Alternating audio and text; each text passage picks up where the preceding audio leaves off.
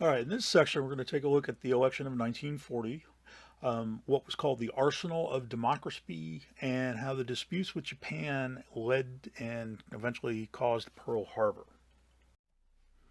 So, in the election in 1940, FDR decides to run for an unprecedented third term, which actually did provoke a lot of controversy at the time, even though there was nothing legally that prevented this from happening. The idea, of course, was that Washington served two terms. No other president had gone beyond that, and most people were expecting FDR to stick with tradition. However, when the Democrats offered him the position, he took it. Now, he ran against Wendell Willkie, who was a newcomer to politics. He was a very charismatic individual. He was a very brilliant lawyer and managed a number of different businesses and ran against FDR. He criticized FDR for the New Deal, but really the big problem was most of the stuff that he was promoting mirrored what FDR was promoting, particularly the helping of England. As a result of this, FDR wins the popular vote with 54%, a little bit lower than what he had done in previous years, but again, it really came down most likely to FDR's experience versus Willkie's inexperience in dealing with politics. Now, with the Arsenal of Democracy, this is actually one of FDR's fireside chats where, after he won the third term as president, he really wanted the country to start focusing on Germany as being a threat. And he urged Americans that we had to be the arsenal of democracy, particularly against Germany.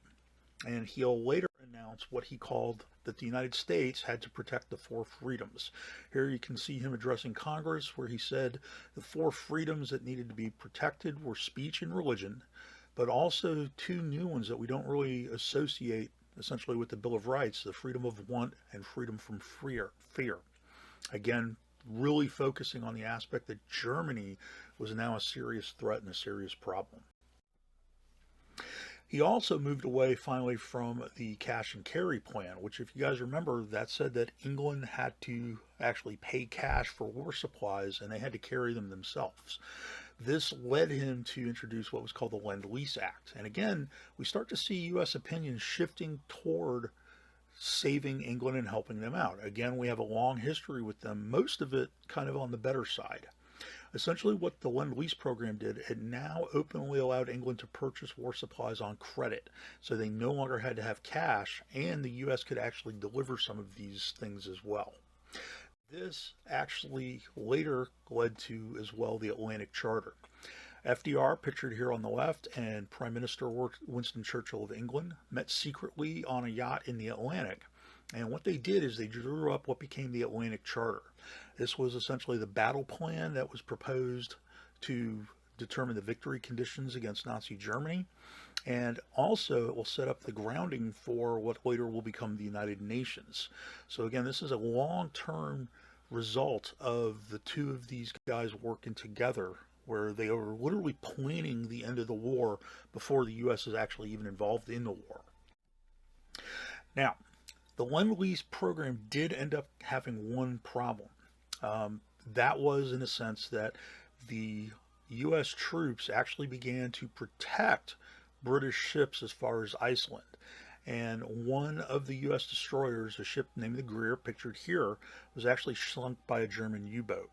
And essentially what happened was, after September 4th, 1941, FDR responded with a shoot-on-sight policy against any against any German warships.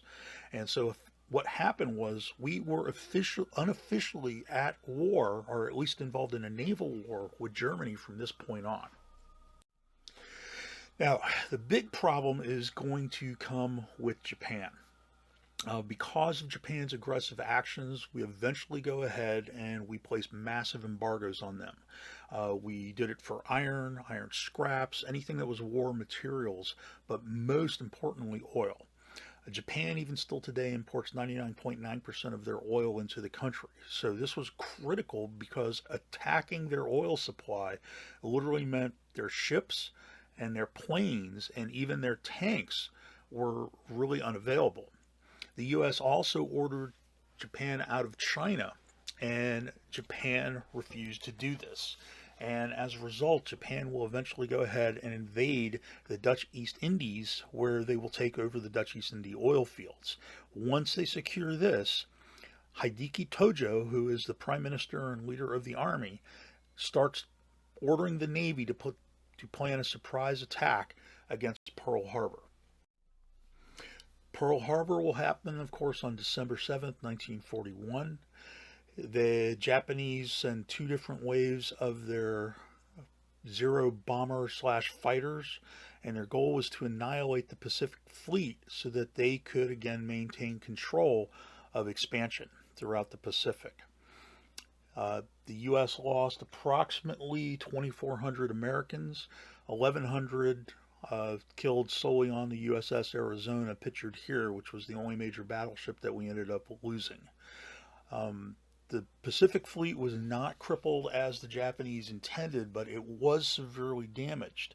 This we'll see later when we start looking into the actual advance of the war itself, actually slows U.S. response in the Pacific. Congress, the very next day on December 8th, they unanimously declare war with only one vote dissenting. And that was one of the female congressmen who felt that the first vote for a woman against war should actually be to go against war itself. And of course, we'll actually jump into World War II next.